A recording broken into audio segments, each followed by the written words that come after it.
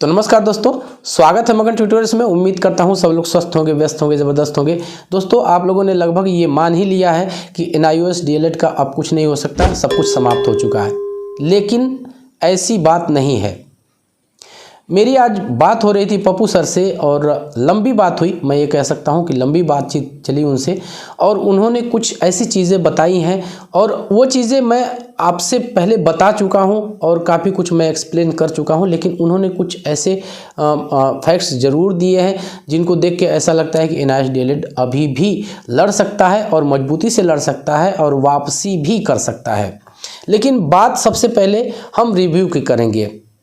आप लोग जानते हैं कि जो एक पप्पू सर के द्वारा SLP डाली गई थी, जिसकी पिछले 15 मार्च को सुनवाई थी, मुकुल रोहतगी सर देख रहे थे उसको, लेकिन वो डिस्पोज ऑफ हुआ। आपके मन में ये सवाल ज़रूर चल रहा होगा कि जो रिव्यू पिटीशन है इसका क्या हुआ। वो भी अब अपने फाइनल स्टेज में है। अब रिव्यू पिटीशन का किस तरह से उसकी सुनवाई होती है, पहले मैं आपको एक्सप्लेन कर दूं। आपके दिमाग में ऐसी बातें हो सकती हैं कि शायद इस तरह से बेंच बैठती होगी और फिर से बहस होती होगी, तो ऐसा कुछ नहीं है। कोर्ट मास्टर के पास ये चीज़ें जाती हैं, रजिस्ट्रार के स्तर में आप समझ सकते हैं, वही उसको देखते हैं और 99.99 मामलों में ऐसा होता है कि वो वहीं से उसे रिजेक्ट कर देते हैं। जी हाँ, बिल्कुल। मैं आपको किसी गफलत में नहीं रखना चाहता, किसी हम उसमें अंधेरे में हम आपको नहीं रख सकते। हम चाहते हैं कि आप तक जो कुछ भी पहुंचाया जाए सही, सटीक और 100% ऑथेंटिक हो। तो रिव्यू आप लोगों ने सुन भी रखा होगा कि रिव्यू लगभग खारिज ही होती है इन केस यदि कोई आपके पास कोई इस तरह का डॉक्यूमेंट हो जो कि बिल्कुल कह सकते हैं कि उस फैसले के खिलाफ हो, उस फैसले को पलटने लायक हो, उसमें ऐसी चीज़ें हों जिससे ऐसा लगे कि नहीं, ये फैसला गलत है या ये फैसला किसी भी तरह से न्यायपूर्ण नहीं है। उसी कंडीशन में रिव्यू एक्सेप्ट होती है और एक्सेप्ट होने के बाद उस पर विचार विमर्श होता है। ये इंडोर एक तरह से कह सकते हैं सुनवाई है। एक एप्लीकेशन डाल दी जाती है रजिस्ट्रार स्तर पे, कोर्ट मास्टर स्तर पे, और वो उनको देखते हैं। उनको ऐसा लगता है कि इसको फिर से इस पे विचार किया जा सकता है, तब बेंच बैठती है, वरना वहीं से वो खारिज हो जाता है। दूसरी कंडीशन में यदि आप इस तरह की अपील करते हैं कि इसकी सुनवाई होनी चाहिए फ्रेश, बिल्कुल नए तरीके से इसकी सुनवाई होनी चाहिए थी, कुछ चीज़ें छूट गई हैं, तो ये आप अप्लाई कर सकते हैं।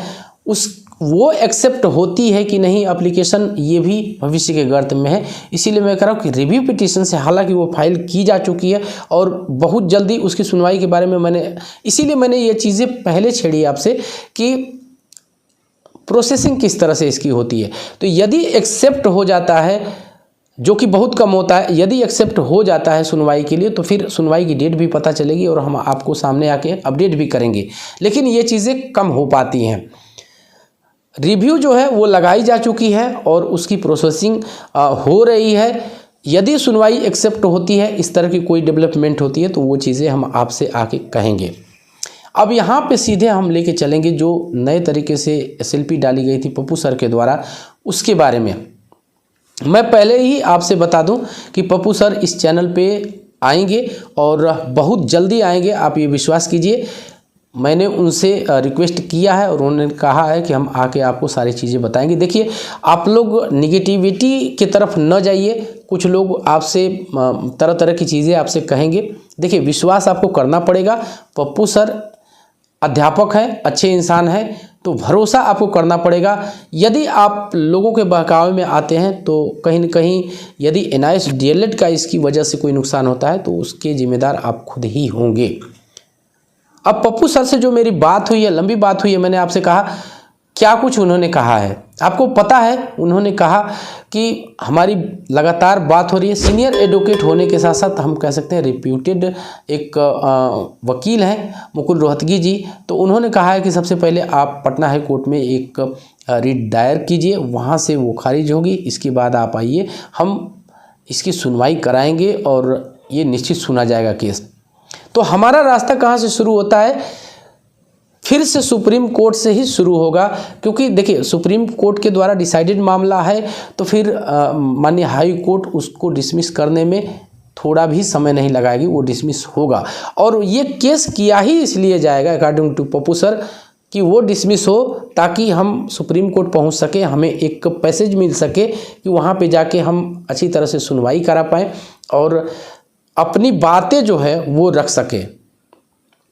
तो जो आप लोगों के कमेंट आ रहे हैं, आप लोग, मैं एक चीज़ भूल गया, आप लोग कमेंट करते हैं कि सर आप वीडियो व्यूज़ के लिए बनाते। देखिए, ऐसी चीज़ें नहीं है। यूट्यूब, ध्यान से सुनिएगा, यूट्यूब मेरा पेशा नहीं है, मेरी रोजी रोटी का साधन नहीं है। विश्वास कीजिए, हम अध्यापक हैं, टीचर हैं और एक सम्मानजनक जीवन जीने के लिए हमें सरकार से मिल जाता है। बस मैं इतना ही कह सकता हूँ।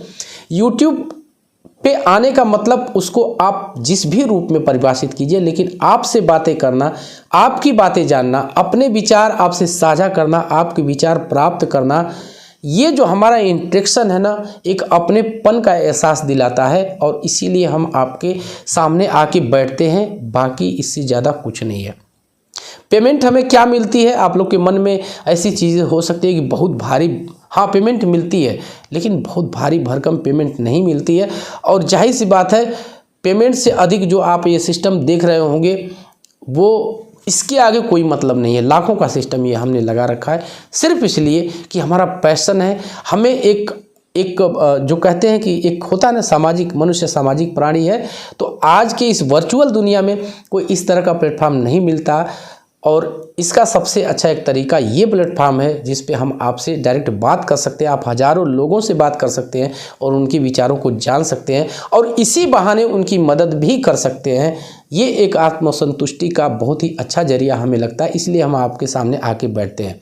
फिलहाल अभी विश्वास कीजिए आप लोग, मैंने जो 15 मार्च की सुनवाई हुई थी उसके बाद जस्ट मैंने वीडियो डाला था और कहा था कि सब कुछ समाप्त नहीं हुआ है। तो पप्पू सर लंबे समय तक लड़ाई की तैयारी में है। हाँ, समय लग सकता है और अभी आपको कोई टाइम फ्रेम मैं नहीं बता सकता अपनी तरफ से, क्योंकि बहुत ही जल्दी पप्पू सर चैनल पे लाइव आएंगे और आप खुद ही पूछ लीजिएगा कि सर आप क्या टाइम लिमिट रख रहे हैं या कब तक ये सारा मामला जो है आप क्लियर कर देंगे। तो बस दोस्तों यही आपसे कहना था। प्लीज़ आप लोग इस तरह के कमेंट ना कीजिए जिससे यहाँ पे दर्द हो।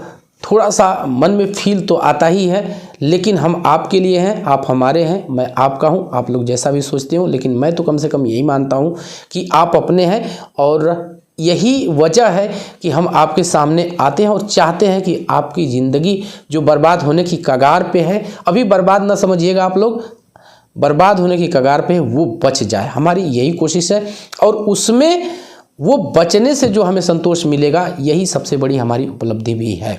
तो बस दोस्तों यही था आज की इस वीडियो में। उम्मीद करते हैं कि आपको ये वीडियो पसंद आई होगी और चलते चलते वही रिक्वेस्ट दोस्तों, कृपया इस चैनल को लाइक, शेयर और सब्सक्राइब ज़रूर कीजिए दोस्तों। जब आप ऐसा करते हैं तो हमें एक मोटिवेशन ज़रूर मिलता है। मिलते हैं अगली वीडियो में, तब तक के लिए नमस्कार।